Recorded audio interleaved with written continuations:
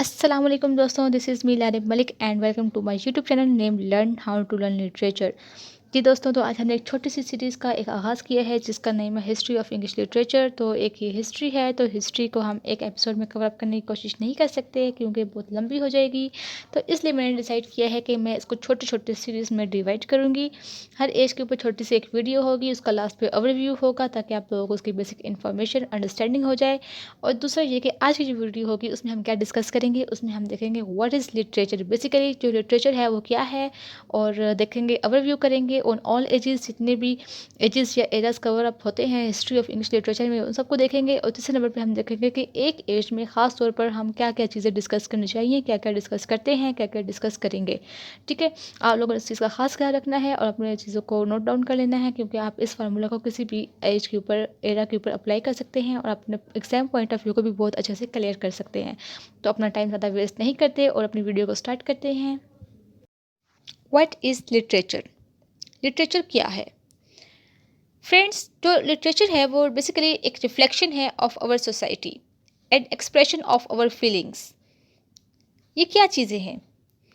जब कोई ऑथर कुछ लिखता है तो क्या लिखता है? सोसाइटी की रिफ्लेक्शन होती है उसके माइंड में, तो वो उसको लिखता है। Literature is a body of written work, experiences of author about society. जो एक ऑथर एक्सपीरियंस कर रहा है सोसाइटी में, वो उस चीज़ को, अपने एक्सपीरियंसेस को लिख देता है। जैसे कोई ड्रामा है, जब आप ड्रामा देखते हैं तो वो एक सोसाइटी में हैपनिंग है चीज़, तो वो एक राइटर जो है उसको लफ्ज़ों की खूबसूरती देखकर, अपने एक्सप्रेशंस की खूबसूरती देखकर उसको लिख देता है। तो वो क्या है? वो लिटरेचर है। कोई पोइट्री है, वो फीलिंग्स के थ्रू लिखी जा रही है। तो दोस्तों, यही लिटरेचर है। इसका पर्पस क्या होता है? It is a chance to discover how literature makes sense of the world through stories, poems, novels and plays. हमारे तक लिटरेचर कैसे पहुंचता है, किन किन फॉर्म से पहुंचता है? स्टोरीज के थ्रू पहुंचता है, पोइट्री के थ्रू पहुंचता है, नॉवल के थ्रू पहुंचता है, प्ले के थ्रू पहुंचता है। तो ये लिटरेचर क्या है? लिटरेचर जो है वो एक पीस ऑफ राइटिंग है और रिफ्लेक्शन है सोसाइटी का। तो आपसे कभी पूछते हैं कि लिटरेचर क्या है, तो आप लोग इसका आंसर कर सकते हैं कि it is a reflection of society and expression of feeling. तो होप आपको ये पॉइंट क्लियर हो गया होगा। इसके बाद देखते हैं कि what is a function of literature. Literature का फंक्शन क्या है, पर्पस क्या है? यहाँ पे आपको एक कोट करनी पड़ेगी, एक एडवर्ड फ्रीमैन की definition. We are told that literature study cultivates the taste, educate the sympathies and enlarge the mind. तीन चीज़ें हैं जो इसको डिफाइन करती हैं। सबसे पहले है कल्टिवेट द टेस्ट। अगर हम इस डेफिनेशन को समझने की कोशिश करें तो हमें लिटरेचर का पर्पस जो है वो समझ में आ सकता है, फंक्शन समझ में आ सकता है। हम क्यों पढ़ रहे हैं लिटरेचर, क्या मकसद है लिटरेचर पढ़ने का? तो इसके मकसद इस डेफिनेशन में से आप लोग निकाल सकते हैं। कल्टिवेट का मतलब क्या होता है? ग्रो करना, अंडरस्टैंड करना, रेज करना। तो कल्टिवेटेड टेस्ट, टेस्ट क्या है कि हम जो चीज़ें बयान करने जा रहे हैं, जो चीज़ें हम लिखने जा रहे हैं, जो चीज़ें हम बोलने जा रहे हैं, वो उसको हम खूबसूरत बना लें, अपने एक्सपीरियंसेस को खूबसूरत बना लें, कल्टिवेट करें। नेक्स्ट है एजुकेट सिंपथीज़। सिंपथीज़ क्या होती हैं? सिंपथी क्या होती है? आप लोग कहते हैं कि मैं इसके लिए सिंपथाइज हूँ। तो क्या है? अंडरस्टैंडिंग, कंसोलिंग, पिटी फीलिंग। ठीक है, तो ये चीज़ें जो हैं इसको एजुकेट करना कि हमने किस जगह पर, कैसे, किस फॉर्म में सिंपथाइज होना है। लिटरेचर हमें बताता है क्योंकि वो हमें एग्जाम्पल कोट करके देता है, पास्ट की, प्रेजेंट की। और एक बेस्ट पीस ऑफ राइटिंग वही होता है जो हमारे पास्ट में भी चले, हमारे प्रेजेंट में भी चले और हमारे फ्यूचर में भी चले। फीलिंग्स जो हैं, पिटी की, फियर की, हैप्पीनेस की, ख़त्म नहीं होती हैं। पास्ट में भी अच्छी चीज़ों से खुशी मिलती थी, प्रेजेंट में भी अच्छी चीज़ों से खुशी मिलती है, फ्यूचर में भी अच्छी चीज़ों से ही खुशी मिलेगी। तो खुशी का जो मेन फॉर्म है वो तो चेंज नहीं ना हुई है। तो इसके बाद है एनलार्ज द माइंड। इसका मतलब क्या है? लिटरेचर क्या करता है? हमारे दिमाग को, हमारे माइंड को एनलार्ज कर देता है। Increase the range of one's knowledge and understanding और एक्सपीरियंस। इंक्रीज करता है हमारे नॉलेज को, हमारी अंडरस्टैंडिंग को, एक्सपीरियंसेस को। क्योंकि हम लिटरेचर में सीखते हैं कि सोसाइटी में क्या हो रहा है, हम समझते हैं, हम बुरे और अच्छे में फ़र्क कर सकते हैं। जब आप कोई ड्रामा देखते हैं सपोज़, तो आप लोगों को क्या फ़ील होता है कि ये चीज़ अच्छी नहीं हो रही है, तो आपकी अंडरस्टैंडिंग अच्छी हो, आपकी अंडरस्टैंडिंग बेहतर हो रही है, आप एक्सपीरियंस कर रहे हैं through dialogue form, through drama. तो जो लिटरेचर है बेसिकली वो क्या कर रहा है, आपकी आपके माइंड को एनलार्ज कर रहा है। This definition was given by the Edward Freeman. तो उम्मीद करती हूँ कि आपको यहाँ तक समझ आ गई होगी कि लिटरेचर क्या है। जी दोस्तों, तो उसके बाद हमारे पास आती है हिस्ट्री ऑफ इंग्लिश लिटरेचर। इसका हमने एक ओवरव्यू करना है कि इसको कितने एराज में डिवाइड किया गया था। तो डेट आर 9 9 एराज में बेसिकली डिवाइड किया जाता है हिस्ट्री ऑफ इंग्लिश लिटरेचर को। बट वो जो 9 एराज हैं उनको भी सब डिवाइड किया जाता है आगे छोटे छोटे स्टेजेस में, छोटे छोटे पीरियड्स में। तो हम स्टार्ट करते हैं ओल्ड इंग्लिश लिटरेचर। तो दोस्तों ये कब स्टार्ट हुआ था, ये 450 BC से 1066 तक। तो सेंचुरी के अकॉर्डिंग ये 5th सेंचुरी से 11th सेंचुरी तक समझा जाता है। जो लिटरेचर देखा जाता था वो ओल्ड इंग्लिश लिटरेचर था, बिकॉज उसकी लैंग्वेज में बहुत ज़्यादा लैंग्वेजेस मिक्स थी। और उस टाइम पे जो लिखा जाता था वो लॉन्ग नरेशन पोम्स होती थी, एपिक पोम होती थी। और हम डिटेल में डिस्कस करेंगे, हम स्पेसिफिकली एक एक एज को डिस्कस करेंगे। तो इसका जो मेजर वर्क है वो आप लोग देख लो, वो बियोवुल्फ है। तो उसका राइटर जो है वो अननोन है, लेकिन उसकी जो लाइंस थी वो 3182 लाइंस में लिखी गई थी। तो इसके बाद ये है कि वो ओल्ड लिटरेचर था, तो उसके कोई ख़ास हमारे पास प्रूफ्स नहीं मिलते कि किसने लिखा, क्या लिखा, तो इसलिए इसको ओल्ड समझा जाता है। उसके बाद हमारे पास आ जाता है मिडल इंग्लिश लिटरेचर। वो स्टार्ट होता है 1066 से 1500 तक। इसको मिडिवल एरा भी कहते हैं, मिडिवल लिटरेचर भी कहते हैं। तो इसका सेंचुरी वाइज देखा जाए तो 11th सेंचुरी से 16th सेंचुरी तक है। बेसिकली जो दरमियान में, इसको एज ऑफ चौसर भी कहते हैं, दरमियान में जो 1 सेंचुरी थी पूरी, लाइक 1400 से 1500 तक जो हमारे पास 100 ईयर्स आते हैं, वो उनको बैरन एज समझा जाता है, क्योंकि उसमें कोई लिटरेचर नहीं लिखा गया था। लेकिन उसमें जो फॉलो किया गया था वो पिछला जो लिटरेचर मेडिवल एरा का था वही फॉलो किया गया था, लेकिन कोई ख़ास पीस ऑफ आर्ट नहीं था उसमें।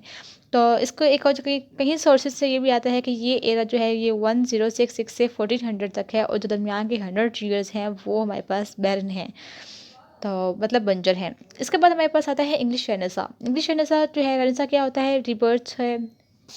रिबर्थ मतलब रिवाइवल ऑफ लिटरेचर है। तो इसमें भी काफ़ी सारे लोग इंस्पायर थे इस वर्क से। तो इसको आगे कितने एराज में डिवाइड किया जाता है, स्टेजेस में, उसको आगे 4 पीरियड में डिवाइड किया जाता है। बेसिकली इंग्लिश रेनेसा स्टार्ट हुआ था 1500 से लेकर और 1660 तक इस रहा था।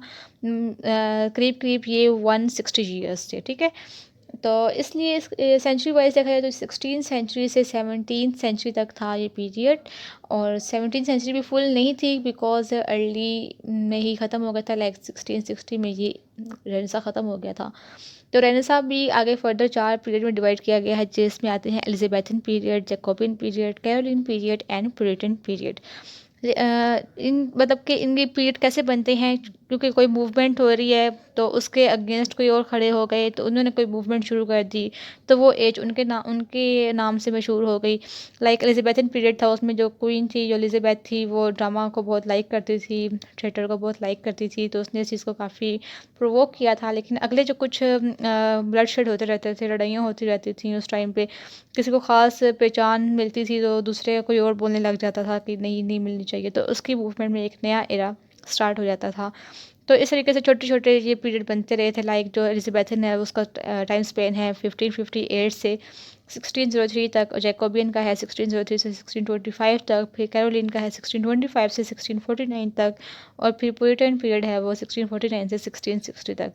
इसमें छोटी छोटी वार्स हुई थी, छोटी छोटी लड़ाइयाँ थी, कन्फ्लिक्ट्स थे, वो हम डिस्कस करेंगे डिटेल में इंशाल्लाह बाद में। इसके बाद है new classical as. New classical as start होती है हमारे पास है 1660 से 1798 तक।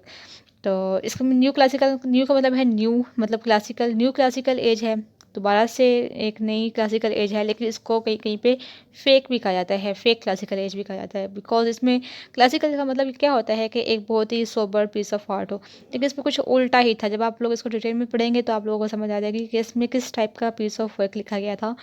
तो इसके बाद इसमें आगे फर्दर 3 एजेस आती हैं, जिसमें है restoration age, Augustan age and age of sensibility. तो इन एजेस को स्पेसिफिक नेम्स भी दिए जाते हैं। लाइक न्यू क्लासिकल एज को एनलाइटमेंट की एज भी कहा जाता है, एज ऑफ रीज़न भी कहा जाता है। इस तरीके से इसको डिवाइड किया जाता है। और अगली जो एज होती है वो पिछली एज का कोई ना कोई रिएक्शन होती है। लाइक अब रोमांटिसिज्म है तो वो न्यू क्लासिकल के रिएक्शन में आई थी। न्यू क्लासिकल थी तो वो रेनेसां के रिएक्शन में आई थी। मतलब ये रिएक्शन होते रहते हैं अगली अगली एज के। अब रोमांटिसिज्म जो थी वो टोटली डिफरेंट थी न्यू क्लासिकल से। क्यों थी? क्योंकि पहले जो था वो रीज़न को फोकस किया जाता था न्यू क्लासिकल में, लेकिन रोमांटिसिज्म जो थी वो रीज़न को फोकस नहीं करती थी, वो फीलिंग को फोकस करती थी। तो उसमें आगे जो रोमांटिसिज्म है वो स्टार्ट होती है हमारी 1798 से 1837 तक। और इसको हम कहते हैं कि ये कौन सी सेंचुरी बनती है हमारे पास, ये 19th सेंचुरी होगी, अर्ली 19th सकते हैं इसको हम।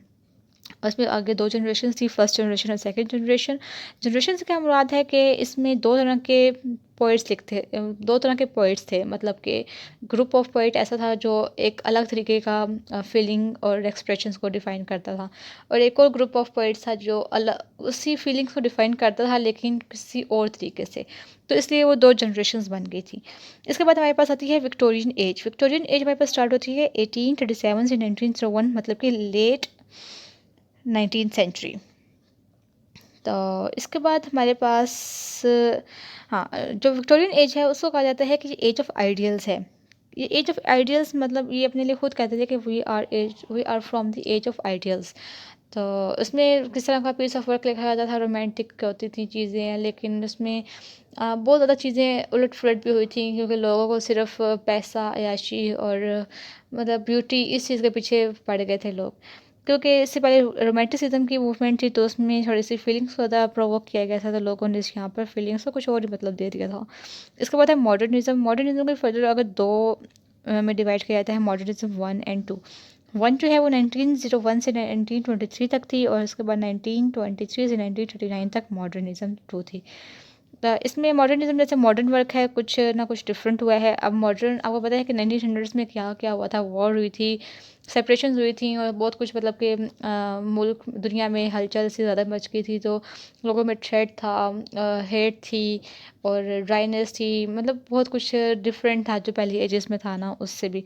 तो उस राइटिंग भी जो सी थी वो उसका रिफ्लेक्शन ही होती है सोसाइटी का, तो वो भी जो लिटरेचर लिखा गया था वो भी इसी तरीके से कुछ ना कुछ लिखा गया था।